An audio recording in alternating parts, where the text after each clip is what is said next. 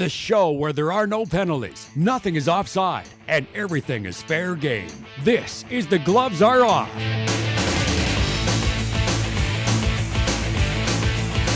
Hello and welcome to another edition of The Gloves Are Off. I'm Moses Woldu. I'm back in the seat after a one-week hiatus. I know you were vacationing and having some fun too a little bit. Andrew Brethauer, my co-host this week. I need a vacation bad.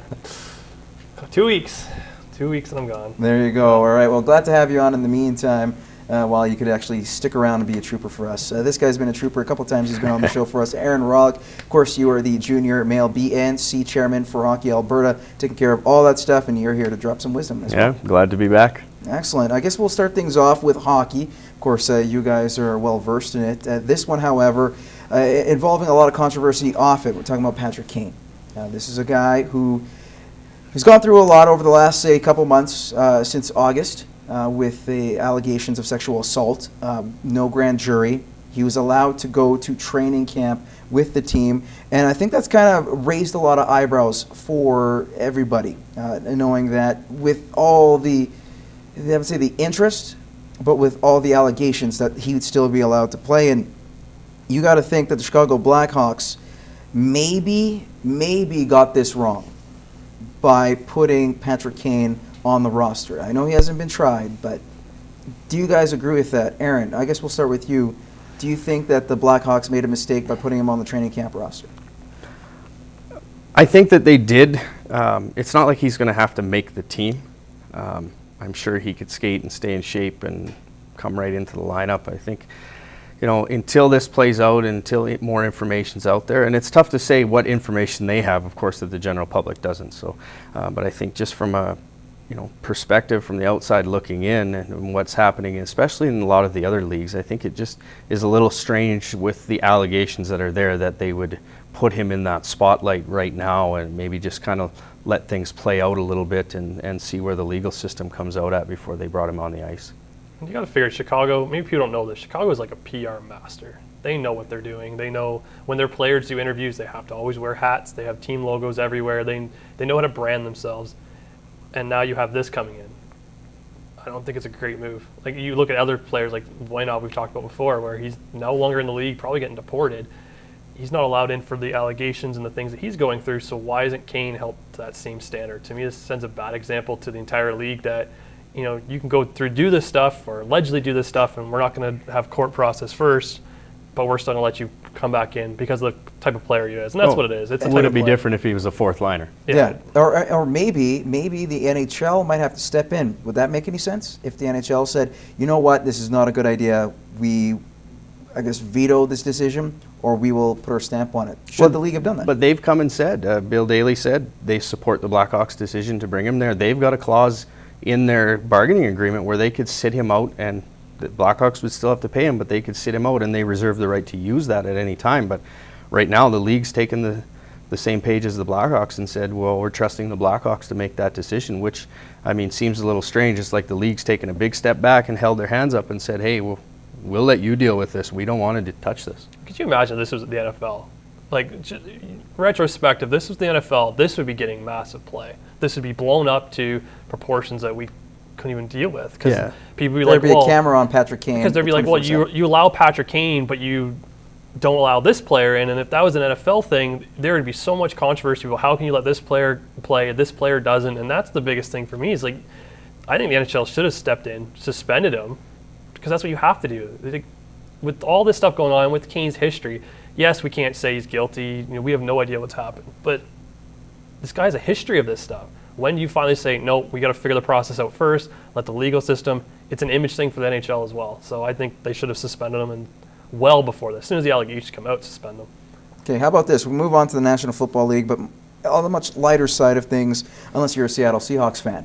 For the first time in a while, this is a team that has been known as a potential dynasty. They've been to 2 Super Bowls, winning 1 in the last 2. And now they're 0-2, last in their division, which it comes as a surprise to a lot of people. Of course, they're missing their quarterback on defense, Cam Chancellor, who's still holding out for apparently what seems to be a $900,000 difference between what owners want to pay him and what he wants.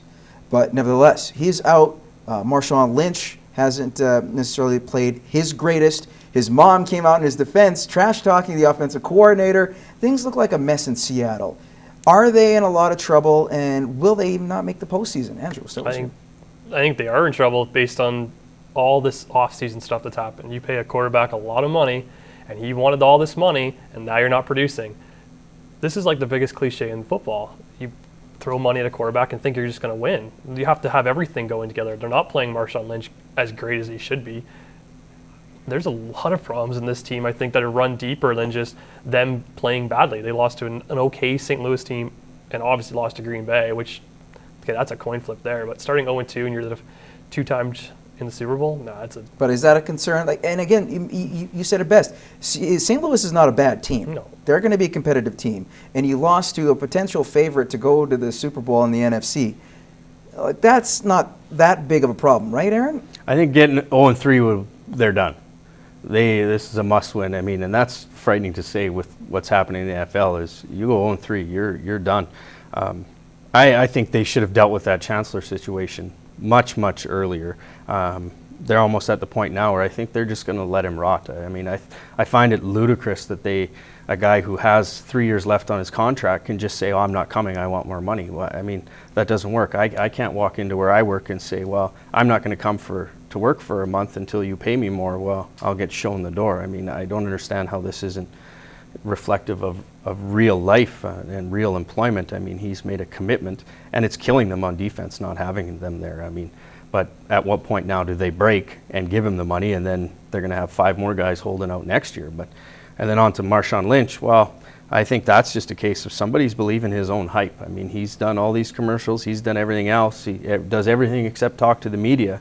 I think teams have figured him out. You know, gang tackle him. Doesn't matter how big you are. Take him by the legs, and they're in trouble. They don't get through this week, they're done. Okay, how about this? You talk about a team that might be done in a terrible shape. I'm going to give you a list of teams that could be in worse shape even though they're in pretty good spirits. Washington Redskins, it's still iffy, but hey, they're 1-1. And then another team, the 2-0 Dallas Cowboys, who've lost their quarterback and their top wide receiver as well. Des Bryant and Tony Romo are out in both weeks 1 and 2. Even though at 2-0 in that division, it seems like it's completely wide open, and I guess the only person smiling might be Chip Kelly. The Eagles are 0-2. Sam Bradford looks like a joke so far. That offense really hasn't clicked. You look at the money they paid for the running backs, they have got nothing out of it. Are the Cowboys in that worse of a shape, or are there any other teams in there you'd say, you know what, they're worse off than Dallas is right now?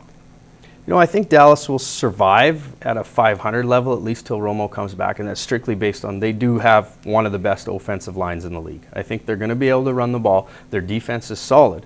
You know, I think Washington's in good shape, you know, being 1-1 with everything that they've got going on, but they look like a team when I watch them on the weekend that has some confidence in a guy that's not named RG3. So, you know, who knows what they can do if they decide that they want to play well 1 week, they could surprise someone. I think the Eagles are terrible.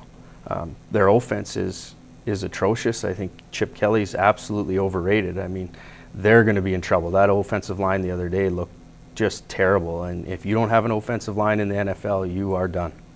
Well, you talk about that game. I have DeMarco Murray as a fantasy running back, and I'm getting slaughtered by this guy because of, I think, what, negative yards? I think that's what we ended up with or something. But that offense is just, everyone, when they brought Bradford in, it was like, oh, we're going to play the system that Kelly is, and that's the system we can work. And great, it works. But it doesn't work for the running back you have. The running back you have needs to be playing more I formation, and you're playing shotgun style, handoffs, options. It doesn't work with him. Like, you need to... It worked for LaShawn McCoy. The 2 different players. McCoy's more used for that and has, I think, more options. If they would have kept McCoy with that offense, he'd have been fine. But DeMarco Murray's a run through the blocks, run through the tackles kind of guy, not a let's fake everyone and run around the outside. His strength is running straight through. So that, in a sense, like, you've wrecked that offense because you can't even get your running game going. Everybody knows you're throwing. The Giants, they're just their own worst enemy. They could just make a proper play call like everybody else on their couch could make. They could win games. Washington, yeah, I think this is a division where a 7-9 team could actually make a playoffs because that's how bad this division is. 8-8, 9-7, like. I think you're exactly right. One of those teams will. And I have my pick on Dallas. I think Whedon showed he wasn't even warming up, comes out there and throws a couple touchdowns, so he's perfectly if he can just be a salvageable quarterback, he has a lot of weapons in Dallas. Let's be honest. And I think the key that you said as well was that offensive line. Yeah. That offensive line is good as they are in Dallas. I think Brandon Whedon, as an interim quarterback for the time being, can get the job done with giving him plenty of time. All right, guys, we're going to take a commercial break. When we return, we're going to have more gloves and some interesting topics coming up.